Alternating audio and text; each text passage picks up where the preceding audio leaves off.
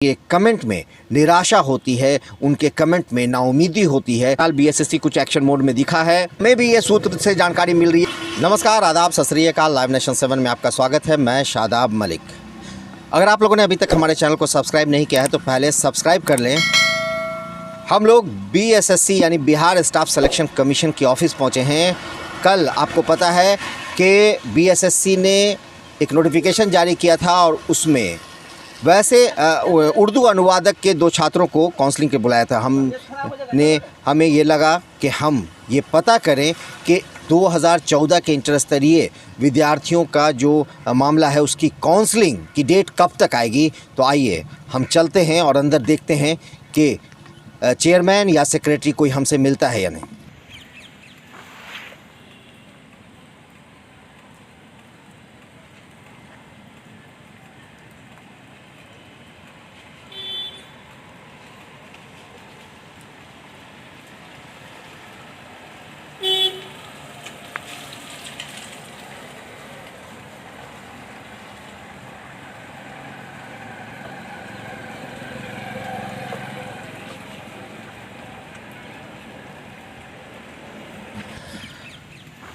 तो देखा आपने कि हमने अंदर जाने की कोशिश की तो हमें गेट पर सिपाही मिले। उन्होंने रोका, उन्होंने हमसे पूछा कि क्या काम है। हमने बताया कि हमें सेक्रेटरी यानी सचिव से मिलना है, तो उन्होंने कहा कि वो नहीं है।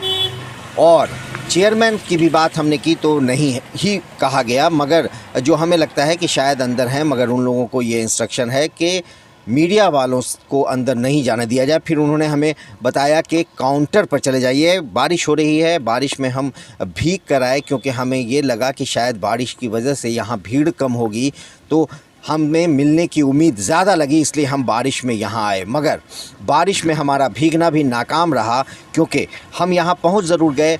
हम फिर इंक्वायरी काउंटर पर भी हम लोग गए, मगर इंक्वायरी काउंटर पर भी कोई नहीं मिला। यानी हम लोगों से सचिव मिलना नहीं चाहते हैं। और हमें ये लगा कि जो 2014 के इंटर स्तरीय परीक्षार्थी हैं, जो हमारे वीडियो को देखते हैं, उस पर लगातार कमेंट करते हैं, उनके कमेंट में निराशा होती है, उनके कमेंट में नाउमीदी होती है, उनके कमेंट में हताशा होती है।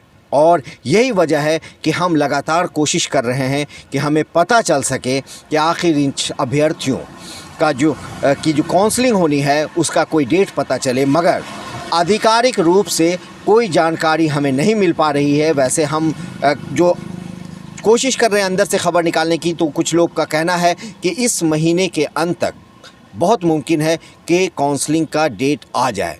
मगर बहरहाल आधिकारिक रूप से अगर हम चाहें तो अभी ये नहीं कह सकते कि ऐसी कोई हमें आधिकारिक सूचना है। लेकिन हाँ, एक जो जानकारी हमने अपने विश्वस्त कहा जाए तो सूत्रों से जानकारी लगाने की कोशिश की है, तो ये पता चला है कि इस महीने आने की संभावना है काउंसलिंग के डेट को।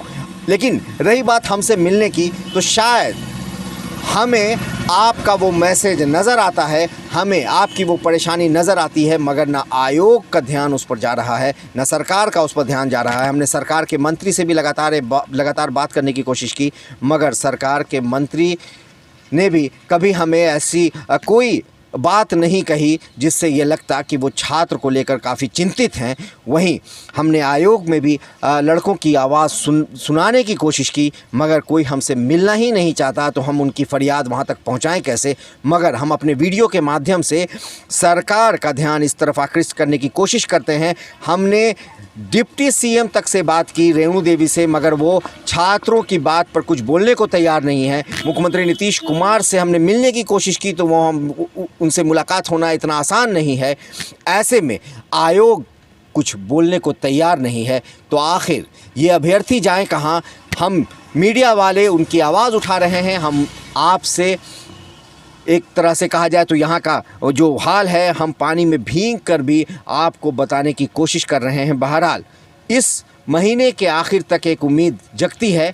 अब देखना है कि क्या कुछ होता है। बहरहाल बीएसएससी कुछ एक्शन मोड में दिखा है।